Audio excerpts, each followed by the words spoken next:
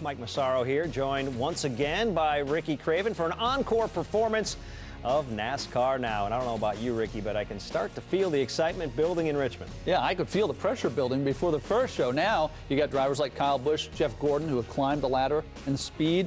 Tony Stewart, not so much. It's going to be an interesting watch. Yeah, lots to talk about tonight. Coming up, we have a jam-packed show. The stage is set for tonight's nationwide race. We'll show you how qualifying went in Richmond for tonight's short track battle. Championship leader has a pretty good starting position. The wild card race is shaping up to be a two-driver showdown for the final spot. Who's got a better chance? Kyle Busch or Jeff Gordon? And no driver has more momentum than Denny Hamlin. Hear what he's saying heading into his home track on the heels of consecutive victories.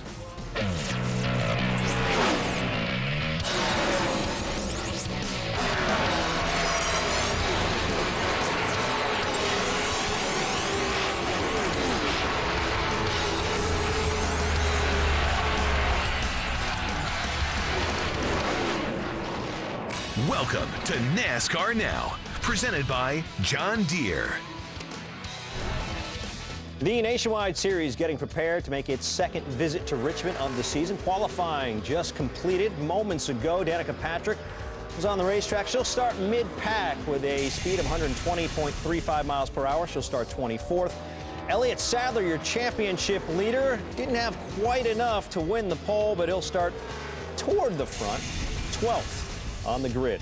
Meanwhile, Austin Dillon, who's another one of your championship contenders, a very good qualifying run for him in the 3-car. Was on the pole for a little while, didn't hold up, however. He'll start second. Meanwhile, Kevin Harvick, he dominated last week. Could he back that up in Atlanta? We'll find out later tonight. He will start toward the front.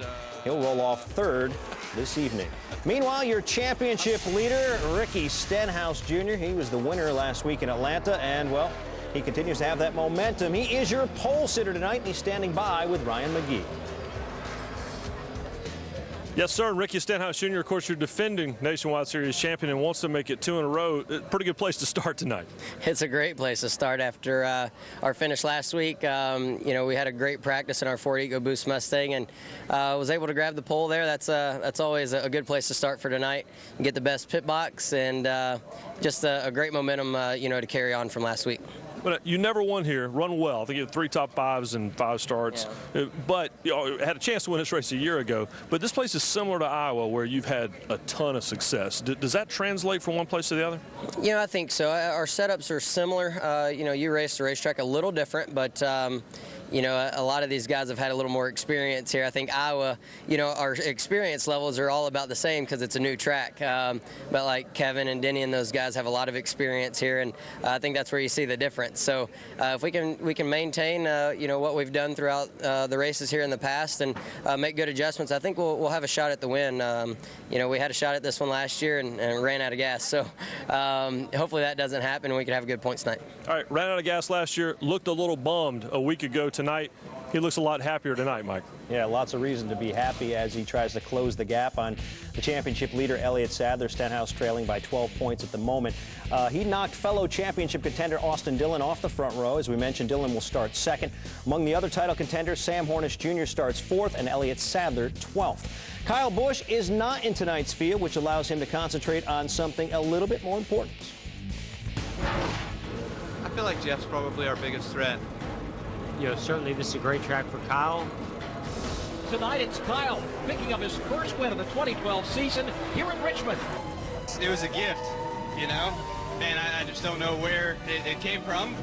There is the outside wall. Both drivers trying to gather it up. Jeff Gordon got the lead as a result of all that.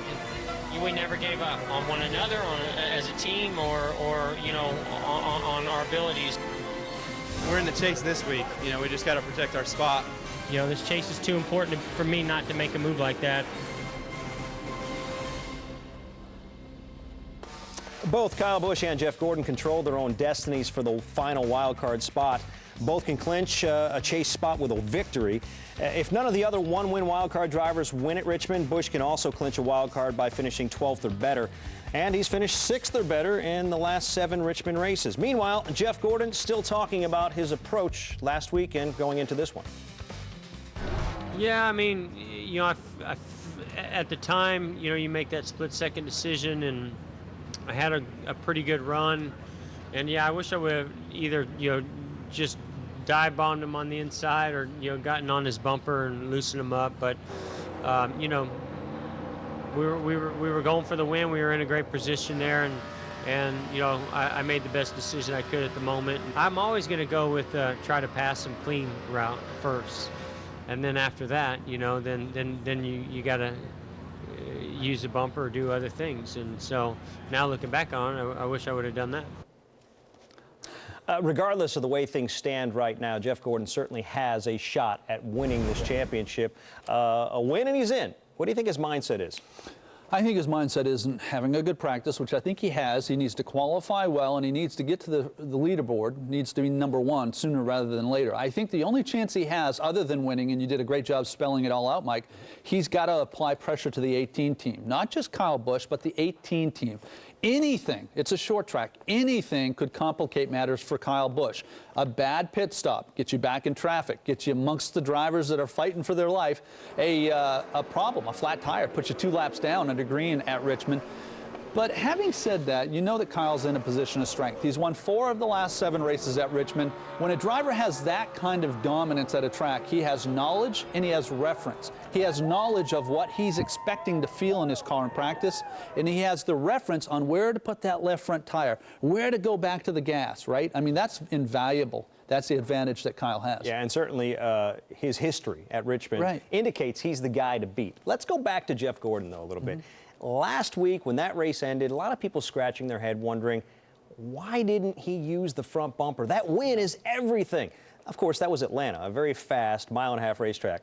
This place is different. Any belief that he wouldn't use the bumper in Richmond? Well, I think that the option of using the bumper at short track racing exists for everyone, and I think it's a possibility for Jeff Gordon. The only issue I have is my 25 years behind the wheel. Mike, the guys who talk about it don't do it. Okay? The guys that you need to worry about are the guys that are dead quiet. Those are the guys that just, we're going to just go do it. We're going to back it up. And I always go back to the black #3. You never heard Dale Earnhardt talking about what he was going to do. But when it came time to win the race, if he needed to use the front bumper, he used it. Now, going back to last week, Jeff Gordon did everything right in my mind. He chose the outside lane because the outside lane had been a place of strength for him at Atlanta, but not necessarily the case here. Here, it's about just getting close enough to lose rear grip on the guy that's leading. You can make it look awfully clean, because of short track racing, and I think it is an option. Interesting. That's why we all love to watch these short track races. There's some other news that broke overnight. NASCAR throwing a bit of a curveball to some teams, issuing a technical bulletin regarding the rear suspension bushings of the car. Beginning next week, these bushings, which have a dynamic impact on how much rear steer a car has, will be limited to 1/4 inch. As Marty Smith points out, though, this rule change might be directed at one organization in particular. NASCAR on Thursday issued a technical bulletin to its Sprint Cup teams regarding the rear suspension of the race cars to combat a setup strategy that many feel has given Hendrick Motorsports an aerodynamic advantage this season. And once Hendrick started doing it, according to Kyle Busch, everyone else did too. The bulletin limits to 1/4 inch the bushings in the rear suspension. Hendrick had learned to manipulate these bushings, which NASCAR describes as rubber sleeves located near the suspension mounting points, a strategy that was completely legal within the NASCAR rulebook. Teams learned to make these bushings softer, which enabled the truck arms to move around and help steer the rear of the cars. It also produced more suspension travel, which in turn added downforce, and of course, more downforce means better handling. The rule takes effect beginning next weekend at Chicagoland Speedway. I spoke this morning with Sprint Cup Director John Darby. He said it changes no rules, rather reconfirms to the teams the limits that were already in place. He also said there could be considerable change with this area in 2013. Thank you, Marty. And, well, the timing of this is the thing that really caught my attention. It happens right before the chase. What was your reaction to this rule change? I think it's strategic. I think that what it does is it sort of puts everybody off balance, at least the teams that were trying to capitalize on more than 1/4 inch, and it evens the playing field, and it's one of the tools that NASCAR has to work with. I really believe that had NASCAR done it 2 or 3 weeks ago, everyone would have found another opportunity to recapture this rear grip, this rear steer, or this side force, because the engineers are just that bright. But NASCAR has got them off balance now, and they're great at that. So what's it do to the competition? What are we going to see in terms of the way it translates to the racing? It depends greatly on which teams and which drivers have become dependent on it. So if there are teams out there that have been stretching that, if they've been going 3/8 of an inch or even 1/2 of an inch, well, it's pretty significant. Because the drivers love that feel of that right rear being kicked out, getting into the corner, particularly on 1.5-mile tracks where you have 190, 195-mile-an-hour corner entry speeds. Drivers don't want to be turning right. This helps alleviate that or prevent that. But when you take some of that out, you take that away from a driver, ooh, I can feel their pain. It becomes real uncomfortable. And when a driver's uncomfortable, he's slow. He slows down. I'm sure there's a lot of drivers feeling that pain that you just talked about, especially those Hendrick drivers who were using it for quite some time. Folks, don't go away. We still have plenty left under the hood. While the wild card battle remains unsettled, there are 10 guys already locked in. What will Saturday night be like for those looking for the #1 seed? Denny Hamlin will at least have a share of that #1 seed. Could he be the pre-chase favorite? We'll talk about the 11 team coming up. And a live look in at Richmond. Hey, that's the red M&M on top of Kyle Busch's car. Perhaps we'll bring him some good luck. Yeah, you can't have just one, though. No, you can't. Don't go away, folks. NASCAR Now is presented by the all-new, all-powerful John Deere Gator RSX 850i. And in part by One-A-Day Men's 50-plus Healthy Advantage.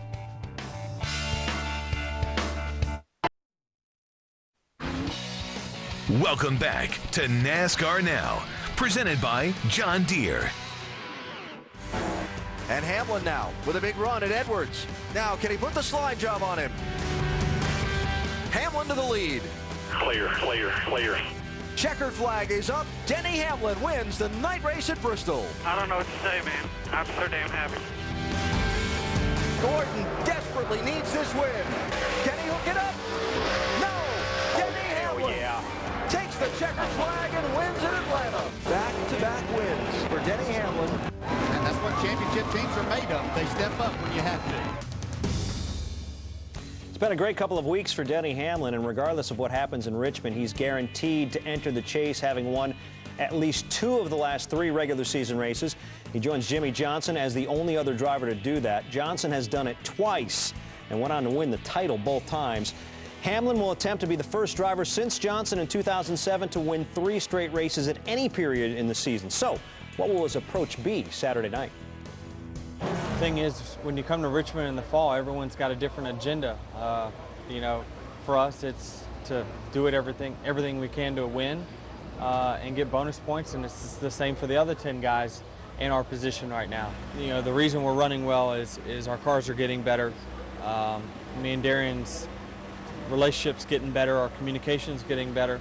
I think we're starting to figure out what we need out of each other, and that's obviously, you know, translating into better driving race cars on the racetrack. And so we feel like we've got a great shot. You know, in 2010, I felt like going into the chase, we had, you know, one of the best cars, and I think we're going to have that again this year going into the chase. I feel like I'm as mentally tough as I've ever been. I feel like I'm more focused than I've ever been. You know, it's tough to say, you know, what will happen, and circumstances will change, but I feel like I'm at the top of my game right now, and I feel like every part of my race team's at the top of their game. So there's no limit on what we can do for the next 10 races. He definitely has some momentum, Ricky. But prior to Bristol, I mean, the drought was pretty long. He hadn't won since April, and then all of a sudden, bang, he can't be beat. What's happened? Yeah, but a lot of drivers, every driver goes through that. If you race long enough, you're going to have that drought. Listen, this guy is remarkable, okay? At some point, he's going to get the attention he deserves. It's probably going to be following a championship. And to be clear, Jimmy Johnson is the guy, I believe, best positioned to win this year's title. But looking over his shoulder, he'll find Denny Hamlin. Denny Hamlin has been in the chase each of his 7 years in Sprint Cup. The only other driver to say that is Jimmy Johnson. The guy is outstanding, and the difference between right now and when he came close to winning a title a few years ago is he has a crew chief that absolutely swears by him. A crew chief that worked with Jimmy Johnson, a crew chief that worked with Tony Stewart and won a championship, and he believes and has everybody on the team subscribing to Denny being as good. Now listen, the carryover on that from a driver's perspective, it's enormous. It's worth 100 horsepower. I mean, to have that kind of confidence in your team and know your team has that kind of confidence in you, I'm telling you, mark it down. Denny Hamlin is going to make a run at this. You make a good point about Darian Grubb. I spoke with him before the Bristol race, and he was extremely confident. Now we know why. They've gone on a run, and they're not done yet. Mike, they got a great shot at 3 in a row here. Hey, still ahead. The top 10 are already locked into the chase. What will their mindsets be Saturday night, with a few bonus points still up for grabs? Hey, is Jeff Gordon's car a place where they serve hot dogs? Because a lot of condiments are on the rear deck lid. How could you not love a hot dog? Sprint Cup qualifying coming up right after our show, Ricky.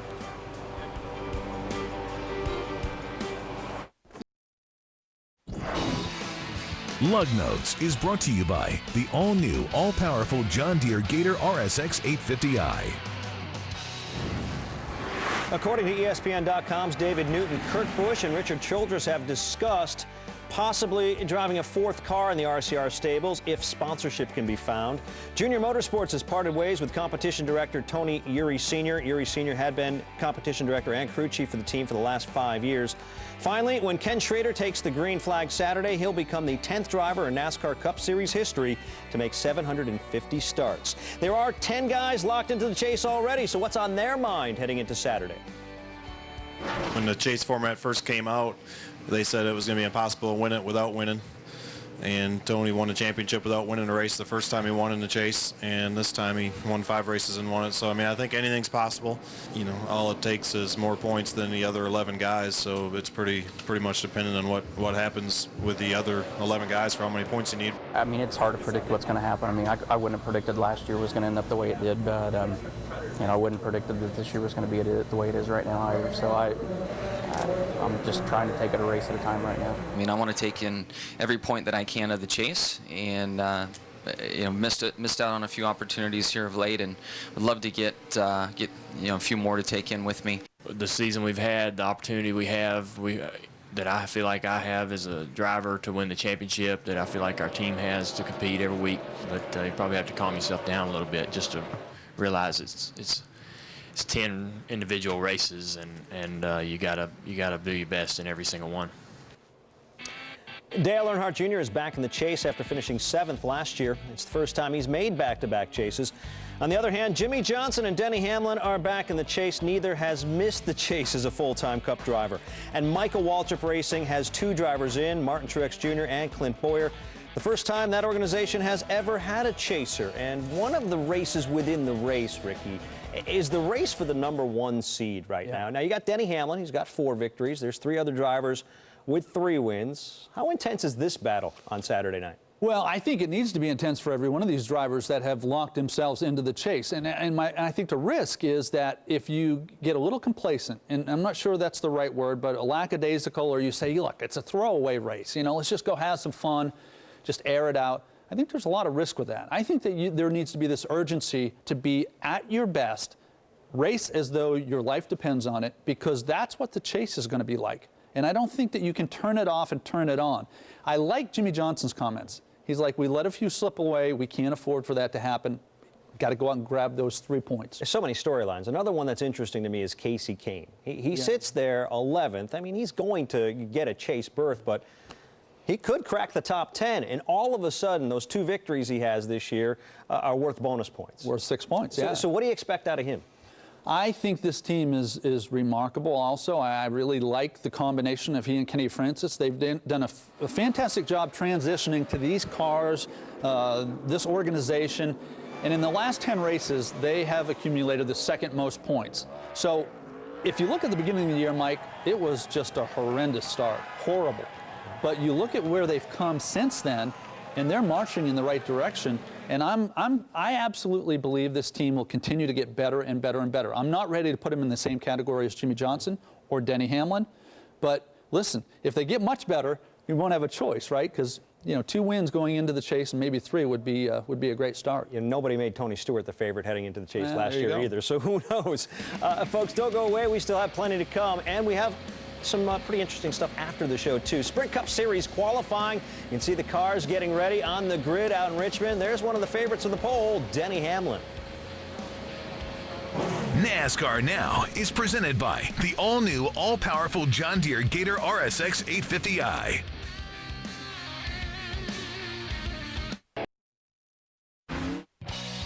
Road coverage is brought to you by Pennzoil. Our road coverage this week takes us to Richmond, where you can catch the Nationwide Series race tonight, 7 Eastern, over on ESPN. Tomorrow morning at NASCAR Now, getting you ready for the big night in Richmond, 9 Eastern on ESPN2. Then Saturday night, the Chase Field will be set for the Chase at Richmond. Coverage starts at 7 Eastern on ABC.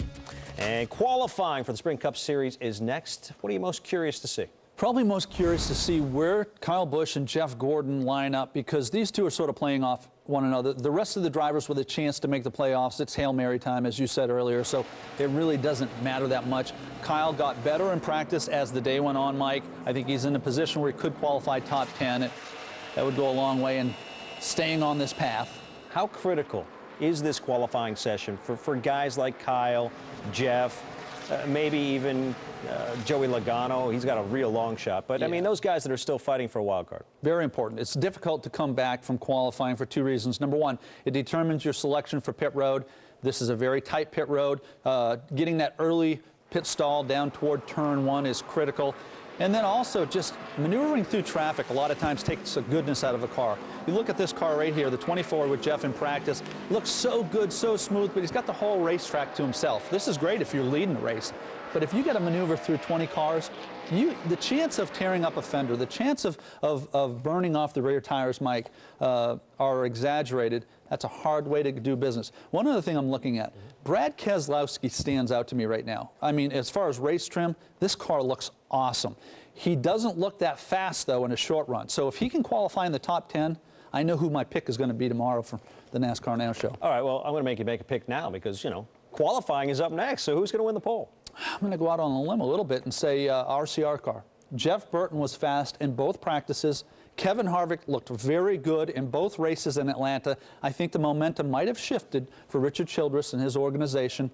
One of these two drivers, maybe Menard, but particularly Burton or Harvick, could win a pole.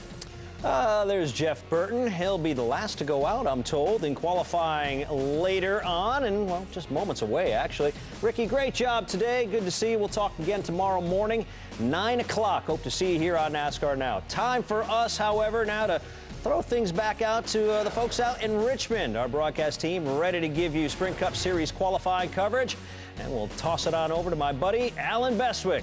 Alan, take it away.